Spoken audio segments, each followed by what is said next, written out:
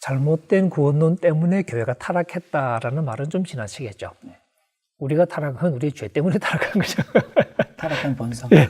근데 그 타락을 사실은 복음이 막았어야 되는데 막지 못한 거죠. 그런 의미에서는 우리의 잘못된 구원관이 우리의 타락을 방조하는 책임은 있다는 거죠.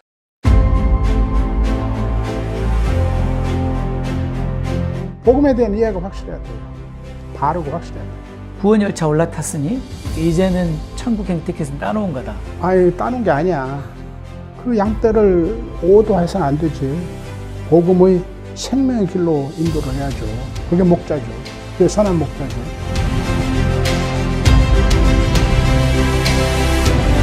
바울이 말한 그 복음의 능력, 구원의 능력으로서의 복음에 대한 이해가 선명해야 되겠죠.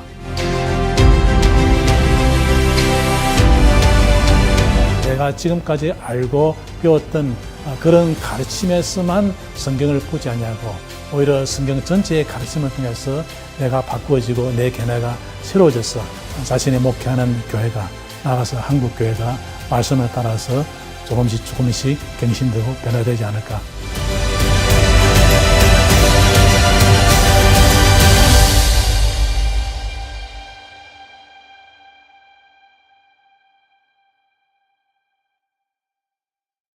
교수님께서 이런 표현도 쓰셨는데요. 칭의 이후에도 여전히 죄의 삭은 사망이며, 만약에 칭의 이후에도 죄의 삭은 사망이라는 말이 옳다면, 그리고 또 우리가 예전처럼 육신대로 살면 죽을 것이다 라는 말을 그대로 문자적으로 받아들인다면 그것은 구원을 잃어버릴 수 있다는 의미 아닙니까? 네. 근데 이거는 굉장히 한국 교회에서 한 번 구원은 영원한 구원이다를 받아들이는 입장에서는 조금 제가 수사적으로 도발적으로 일부러 좀 도발적으로 표현하자면 여기 말 조심하다가 말 안 먹은 것 같아요. 말 조심하느라고. 근데 사실 구원을 잃어버린다는 표현에 어폐가 있는 것이, 저는 구원이 본래적인 의미의 구원은 미래라고 생각을 하니까 마지막 심판 때 우리가 받을 수 있는 게 구원이니까 그 구원은 잃어버리는 게 아니라 아직 안 받았으니까 구원의 소망으로부터 탈락할 수 있죠. 부르심을 받았지만 택하신 자가 아닌 것으로 드러날 수도 있겠죠. 예수님이 그 잔치 비유에서 말씀하신 것처럼. 근데 초청받은 사람이 떨어지는 경우는 비일비재하죠.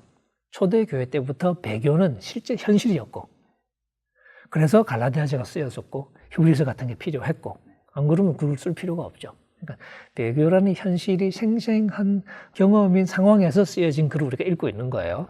그런 의미에서 신자가 구원에서 떨어지냐 안 떨어지냐는 질문은 추상적인 질문이거나 의미 없는 질문의 공산이 커요.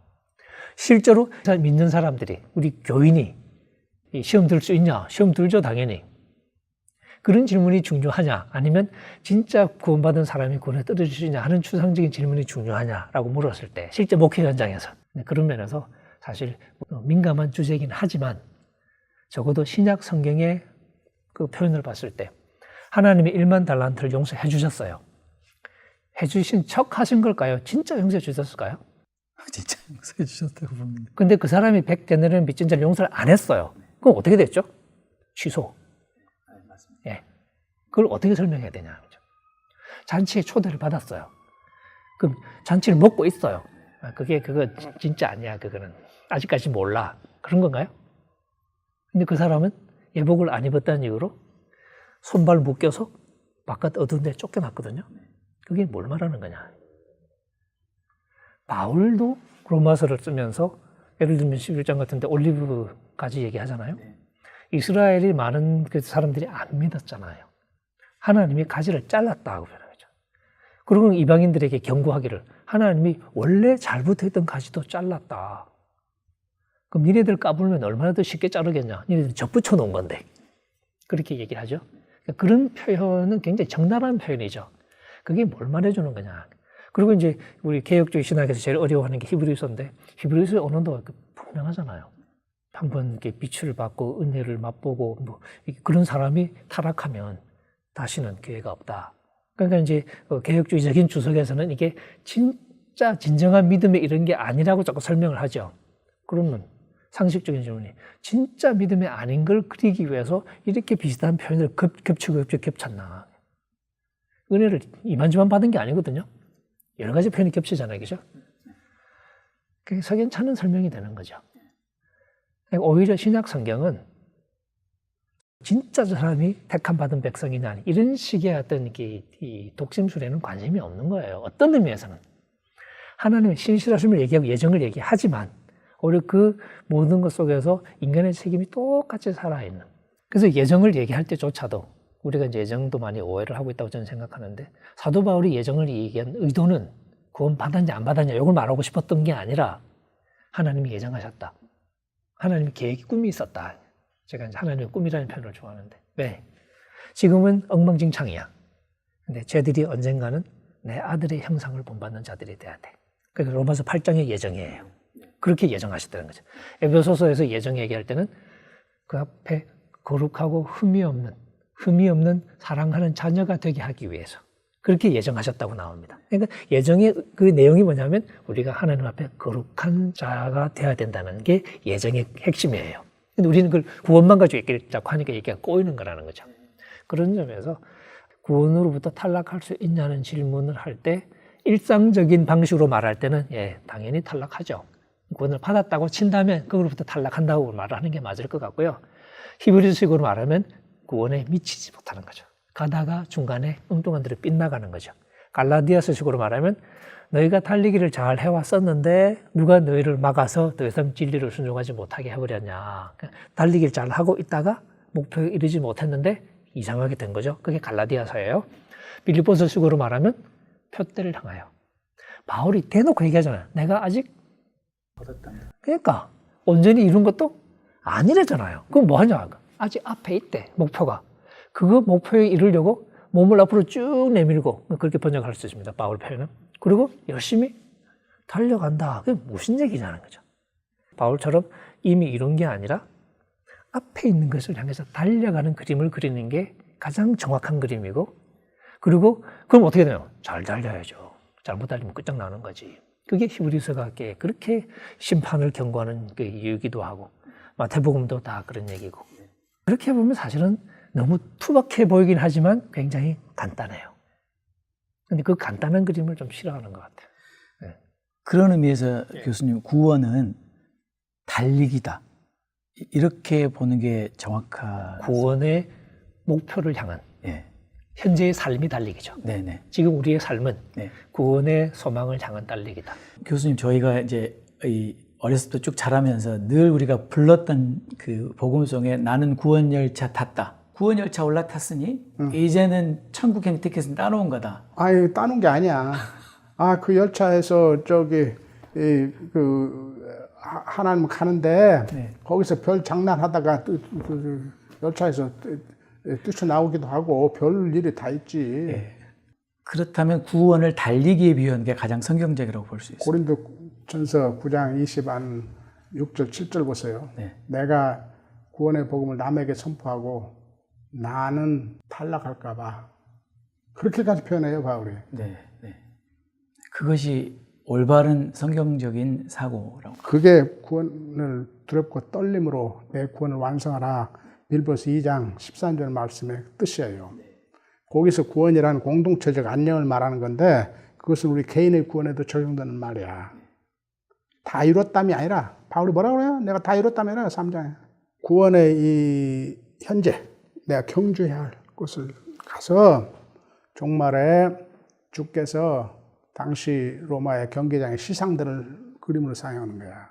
황제가 다소 출신 바울 올라와. 너 이 경주를 온전히 1등으로 맞춰서 상 받으라. 바울처럼 달려간다고 말을 해야 되기도 하고 혹은 바울이 즐겨 쓰는 표현이 걸어간다, 행한다는 표현이죠. 헬라어로 페리파테오, 행한다. 그게 원래 이제 뭐 헬라어도 그렇고 이렇게 히브리어도 그렇고 이 삶을 살아가는 인생길을 걸어가는 걸 이제 그 비유할 때 많이 쓰지 않습니까? 걸어가는 거죠. 목표가 있는 길을 걸어가는 거죠. 그래서 사도행전에 보면 복음 자체가 호도스, the way, 길이라고 번역이 됩니다. 그러니까 복음 자체가 걸어가는 길인 거죠. 그래서 복음서에서 예수님이 제자를 삼으실 때 제자들이 하는 게 뭐냐면 아멘 하는 게 아니고 따라가는 거예요. 그러니까 나를 따라와라. 내 말 듣고 아멘 하라가 아니라 나를 따르라는 거였거든요. 그러니까 그런 의미에서 지금 우리의 삶이 바로 광야 여정과 같이 가나안이라는 구원의 목표를 향해서 우리가 순종함으로 걸어가는 길. 근데 이제 아직 구원 안 받은 거야 그러면 이렇게 물으면 좀 이렇게 황당하게 느껴질 수도 있겠죠. 하지만 우리가 너무 오랫동안 이미 받은 것처럼 너무 당연히 생각해버렸기 때문에 그런데 사실 구원의 소망이라는 말을 염두에 두면서 성경을 다시 찬찬히 읽어보면 처음부터 끝까지 소망 얘기네 하는 것을 쉽게 사실은 알 수 있습니다. 그러면 교수님, 정말 의롭다함을 받은 사람이 의의 열매 또는 거룩한 삶이 없다면 그는 구원이 없다라고 말할 수 있습니까? 그럴 수 있다고 경고해요, 바울이. 그게 바로 서 있다고 생각하면 넘어질까 조심하라. 한편, 이 성경이 바울을 이중으로 가르쳐. 한편은 그렇게 경고해요. 우리가 다 하나님의 재판석 앞에서 우리가 몸으로서 한 행위대로 심판받는 것을 경고해. 유명한 로마서 14장 10절, 고린도후서 5장 10절 거의 같은 문구로, 그 다음에 로마서 2장 5절부터 10절까지 행위대로 심판, 탈락할 수 있다. 고린도인들이 그럴까 봐 바울이 걱정해서 너희들 탈락한다고 경고한다고. 누구를 예로 들어서? 옛 이스라엘. 그들도 홍해를 건너는 출애굽에 우리의 세례에 해당하는 구원을 받았다. 그들도 영의 양식, 우리 성찬식에 해당하는 성령의 양식 먹었다. 광야에서 만나와 머리바에 물 마셨어요. 그럼 어쩌다고요? 도중에 구원의 완성인 가나안에 들어가기 전에 도중에 어쩌어? 우상 숭배하고 음행하고 해서 다 죽었다. 이게 경고이다. 경고도 해요. 그러면서 당시에 바울은 뭐래요? 서령 우리는 그래도 하나님은 우리를 끝까지 지켜주시리라. 그래서 그가 우리를 구원을 예정하시고 때가 되면 구원하시고 종말의 심판대에서 그의 십자가의 속죄의 죽음과 그의 아들의 중보로 우리를 구원을 받을 거다. 그러니까 우리 구원이 확실하다. 양쪽으로 가르쳐요. 어느 하나를 약화시키면 안 돼. 어떤 사람만 그런데 후자를 누릴 수 있냐? 지금 하나님을 의식하고 성령을 통해서 우리에게 행사되는 주 예수 그리스도의 통치, 그의 뜻을 의식하고 그것을 행하려는 하는 사람에게 지금 후자가 적용이 돼요. 그럼에도 불구하고 우리가 실패도 하고 이런 사람들에게는 후자가 적용이 돼. 그런데 아예 난 세례 때 이미 칭의 받았으니까 구원은 따놓은 당상이니까 아무렇게나 살아야 된다. 극단적으로 하는 구원파적으로 주 예수 그리스도의 통치, 성령의 지금 나에게 하는 말에 귀를 딱 막아버리고 사단의 통치, 사단의 종로로 다 살면 하나님이 끝까지 지켜주신다. 그거 자꾸 주장하라? 성경에 엄연히 그런 사람은 멸망한다고도 써 있는데, 그러니까 지금의 믿음의 현재 속에서 자신이 최선을 다함에도 가끔 실패하고 실수하고 죄를 짓고 한 의식하고 다시 그걸 뉘우치고 이제 정말 주 예수 그리스도의 통치를 받는 올바른 사람 사야지 하는 사람에게 하나님께서 신실하게 끝까지 용서하시고 지켜주시고 죄의 심판에 주 예수 그리스도의 중보로 우리 구원이 완성이 된다. 그 말에 위로가 되는 거지. 이미 구원을 따놓은 당상으로 생각하고 세례받고 칭의받았다고 주장하면서 그것이 막 세례의 물이 마치 옛날 중세 가톨릭교에서 그렇듯이 무슨 매지컬리 작용을 해서 아무렇게 살아도 최후의 심판까지 보장해준다? 그렇지 않는다. 그럼 구원을 우리가 받아들이는 데 있어서 아까 교수님 말씀하신 것처럼 하나님의 주권이라고 하는 부분하고 우리의 책임 이런 부분을 어떻게 그러면 설명할 수 있겠습니까? 구원이라고 하는 문맥 안에서. 논리적으로는 사실 어긋나 보이기도 하죠. 적어도 우리가 생각하는 방식으로는. 근데 이제 성경이 그 두 가지를 다 강조한다고 말을 할 수 있는데 상황 따라 달라지는 측면이 있죠. 때로는 주권이 강조되기도 하고 때로는 우리의 책임이 강조되기도 하고 그건 상황 따라 달라요. 예를 들면 굉장히 힘겨워하는 그런 성도들, 열심히 살려고 하지만 인생이 힘들어. 그래서 좀 많이 지쳤어요. 그런 성도들에게 가서 무슨 얘기 하겠습니까? 너 제대로 안 하면 죽는다. 그러겠어요? 그런 사람에게는 하나님의 신실하심을 얘기하고 하나님의 약속은 변치 않는 얘기를 하고 어렵지만 하나님께서 우리를 끝까지 이끌고 가실 거라는 얘기를 함으로써 힘을 내게 하잖아요. 반대로 조금 약간 이렇게 맛이 갔어, 애가. 까불어. 교만해. 그리고 좀 이렇게 좀 사는 게 이상해졌어. 그런 친구들한테 가서 하나님은 신실하시고 우리 하나님의 부르시면 괜찮으시고 이런 얘기 하면 어떻게 해요? 끝장나는 거지. 그대로 골로 가라는 얘기하고 똑같은 거예요. 오히려 그런 친구한테는 너 정신 안 차리면 너 끝장난다 하고 경고하는 거죠. 그러니까 신약 성경도 그 상황에 맞는 얘기들. 로마서 이렇게 뒷부분 가면 사실 사도 바울이 지금 나는 이렇게 마치 도살자 앞에 선 양처럼 죽을 목숨처럼 그렇게 살아가는 것처럼 얘기하잖아요. 그죠? 8장 끝부분에 보면. 하지만 그런 상황에서도 하나님을 바라보면서 신뢰해주는 하나님의 사랑이 변치 않을 거라는 걸 아니까 그런 문맥에서는 하나님의 사랑이 전부인 것처럼 얘기를 하죠. 당연히. 근데 바로 그 앞에 보면 성도들 향해서 또 제대로 안 하면 끝장난다고 경고를 계속 하죠. 바울도 한편으로는 그런 깊은 확신을 가지고 있었지만 고린도전서 9장에 보는 것처럼 나 역시 이 버림을 받을 수 있다는 가능성 자체는 자기도 부정을 못하는 거예요. 왜냐하면 하나님이 구원자이신 한 내가 내 구원을 결정하는 건 아니거든요. 그런 겸손함 속에는 자연히 하나님이 구원의 주권자인 한에는 구원이 내 마음대로가 아니다. 나 역시 하나님의 그 뜻에 어긋날 때 구원에서 탈락할 수 있다는 가능성을 인정을 해야죠. 하지만 우리가 겪은 하나님은 적어도 십자가를 통해서 우리에게 찾아오신 하나님. 그 십자가는 바울이 감동하는 것처럼 죄인인 우리를 위해서까지 아들을 내어주시는 하나님의 사랑. 그 사랑을 우리가 신뢰하는 것이고 그래서 우리가 미래를 보면서 여러 가지 우여곡절이 많겠지만 쉽지는 않겠지만 하나님의 그 사랑을 신뢰하면서 우리가 가는 거죠. 그러니까 바울이 8장에서 그 얘기를 하는 이유가 뭐냐면 그러니까 지금 열심히 잘하자 이 얘기를 하고 싶었던 거지. 그러니까 뭐 이렇게 안심해 그게 아니었다는 거죠. 그렇다면 만약에 이렇게 표현할 수 있는지 모르겠습니다. 하나님의 그 주권의 영역에서 하나님의 사랑은 신실하시고 변함이 없으시지만 그러나 우리의 책임에서 우리는 그 하나님의 사랑에 반응함으로 순종의 삶을 살아야 한다. 그럼요. 물론 이제 그 역설적인 표현이 가끔 등장하죠. 예를 들면 두렵고 떨림으로 너희 구원을 이루어 가라 라고 얘기하고 근데 하나님께서 우리 마음속에 소원을 두고 그렇게 해나가신다. 이런 식의 표현이 될 수도 있죠. 그러니까 하나님이 하시는 것이기도 하고 우리가 하는 것이기도 하지만 그 두 개가 서로 충돌하는 상황은 벌어지지 않아요. 논리적으로. 그러니까 보는 관점의 문제인 거죠. 교수님 말씀을 다 듣고 나니까 제 안에 너무 안타까운 마음은 칭의와 구원론에 대해서 말씀하신 것처럼 왜곡된 구원론 또는 전통적인 부분적인 이해의 구원론 또는 구원파적인 값싼 구원론 이런 이해만 하고 있고 다른 얘기하면은 또 행위 구원론자라고 하기 때문에 너무 안타까운데 이 부분에 대해서 정말 이 교수님께서 우리 목회자들에게 해주고 싶은 말씀 또 실제 교수님께서 이 일을 위해서 하고 계신 그런 부분들을 말씀해 주시면 감사하겠습니다. 그러니까 목회자들이 그 복음에 대한 바르고 깊고 넓은 이해가 있어야 되고 이 복음을 해석해서 이 삶에 적용할 수 있는 신학적 사고 능력을 길러야 돼요. 근데 이러기 위해는 신학교 3년 MDB 과정이 너무 짧아요.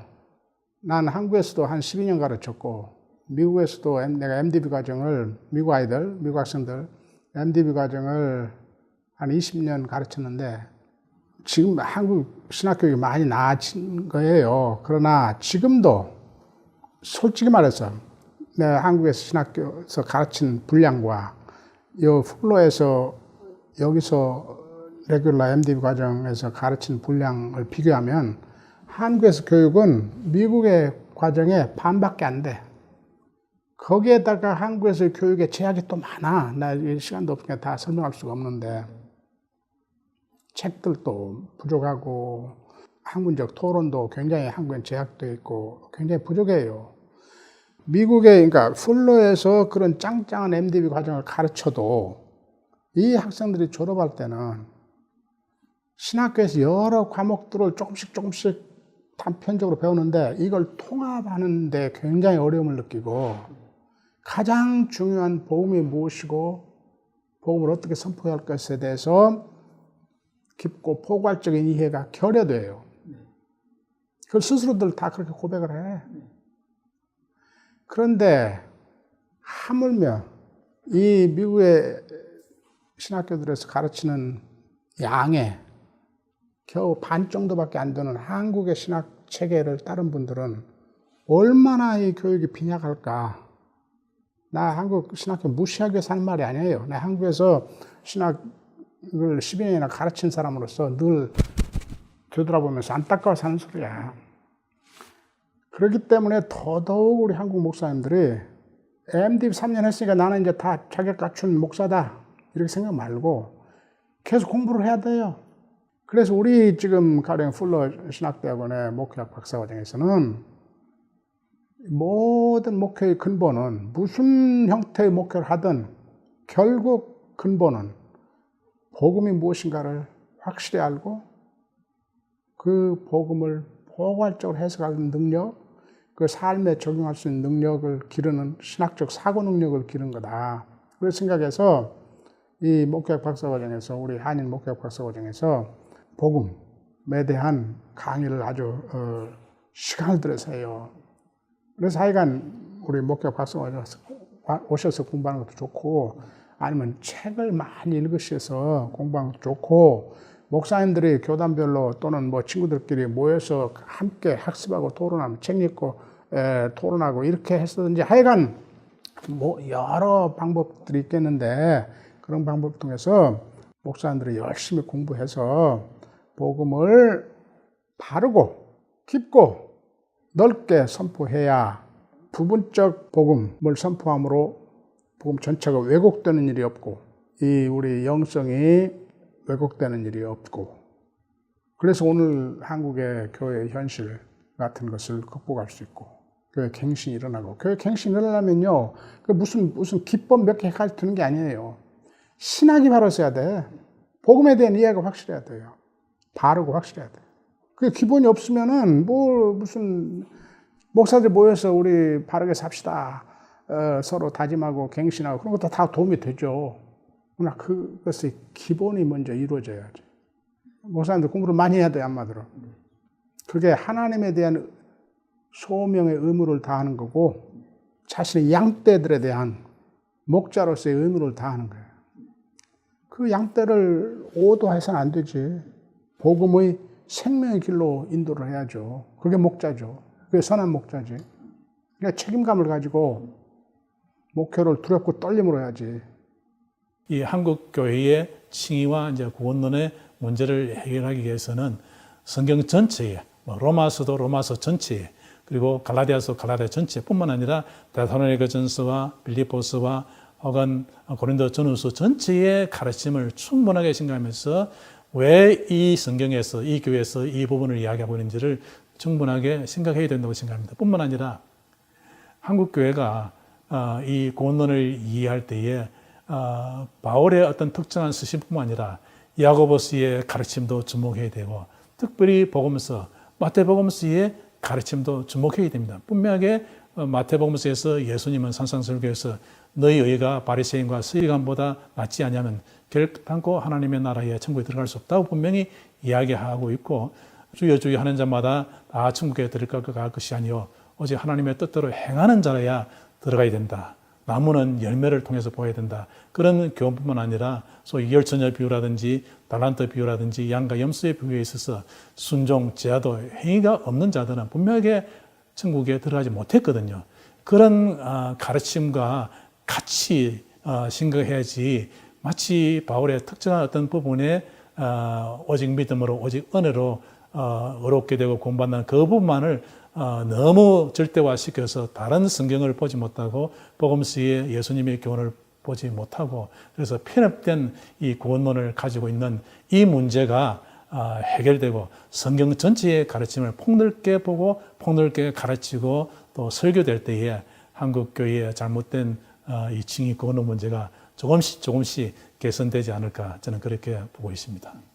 그는 이제 교수님께서 신학자 입장으로 이렇게 말씀하시는 거고 이제 저는 목회자 입장으로서 목회자들이 또 해야 될 몫이 있지 않습니까?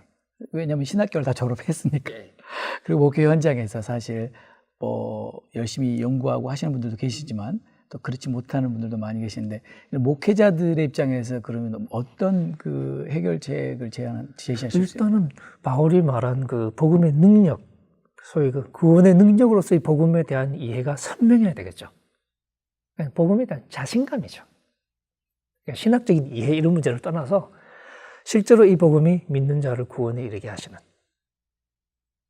우리를 새롭게 하시는. 그래서 하나님을 얘기할 때 우리도 바울처럼 예수 그리스도를 죽은 자 가운데서 살리신 하나님. 혹은 아브라함 얘기죠. 아브라함의 죽은 몸, 사라의 죽은 태를 살려내서 아들을 주셨던 바로 그 생명의 하나님. 혹은 그 마른 골짜기에 엄청난 뼈들에게 생명을 주어서 살아나게 만드시는 바로 그 하나님의 스토리가 우리 복음의 스토리라는 것을 사실은 분명히 일단 확신하는 게 필요하겠죠. 그래서 저는 확신의 문제가 근본적으로 있다고 생각해요. 그러니까 그 자신감이 없어요, 많은 분들이.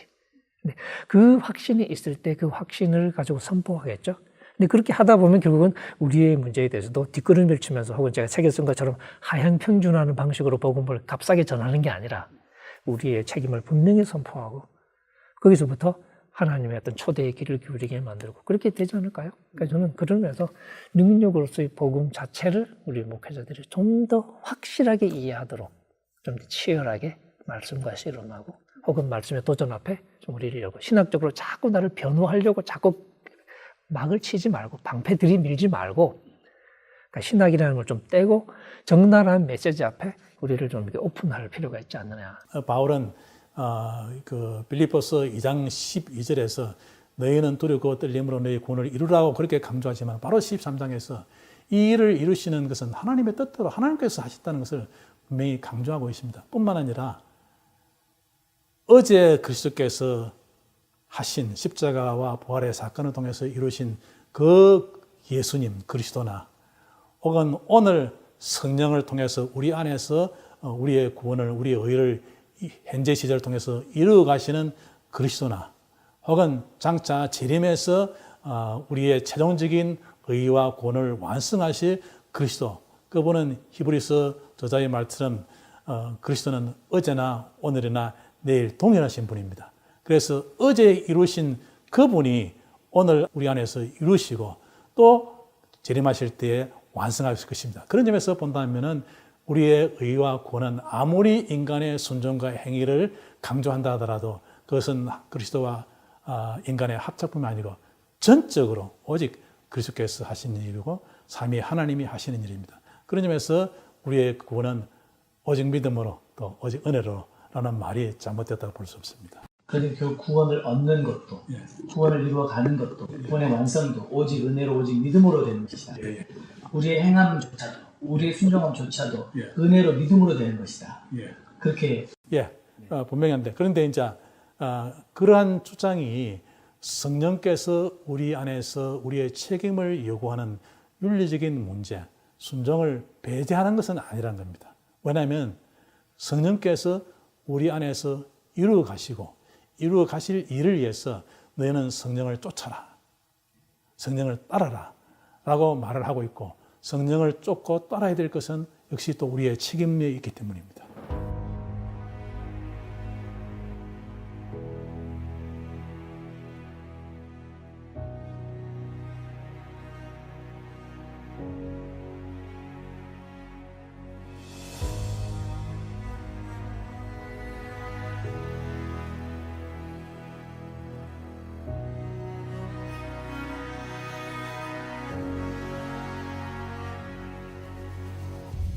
왜 우리는 이 말씀을 읽을 때 항상 긴장을 느낍니까? 첫째는 그들은 신앙 고백이 분명했는데 버림받았기 때문입니다. 둘째는 그들은 주여 주여 상당히 열성적으로 주를 섬긴다고 섬긴 사람이지만 버림받았습니다. 그들은 봉사하는 데, 사역하는 데 있어서 남다른 은사와 남다른 능력을 가지고 큰 열매를 맺은 사람이었습니다만 나중에 버림받았습니다. 그와 같은 사람들이 네 번째로 가는 문은 많은 사람들의 인기를 끄는 길이었습니다. 그러니 많은 사람들이 옳다고 생각하고 가니까 나도 들어갈 수 있는 확률이 얼마든지 큰데 그 길이 바로 잘못된 길이었습니다. 그러니까 불안하고, 또 하나는 마지막 주 앞에 서는 그날까지 그들의 진실한 정체가 드러나지 않는다는 점에 있어서 우리는 불안을 느낍니다. 나도 그럴지 모른다는 이야기입니다. 오늘 교회 안에 이런 불행한 사람이 될 수 있는 확률을 가진 사람이 얼마나 될까? 사랑의 교회 4,000명, 5,000명 신자 중에 과연 이와 같은 거짓된 성도들의 부류에 들어갈 수 있는 위험을 가진 사람이 도대체 몇 프로나 될까? 나는 말 못해요. 모르니까요.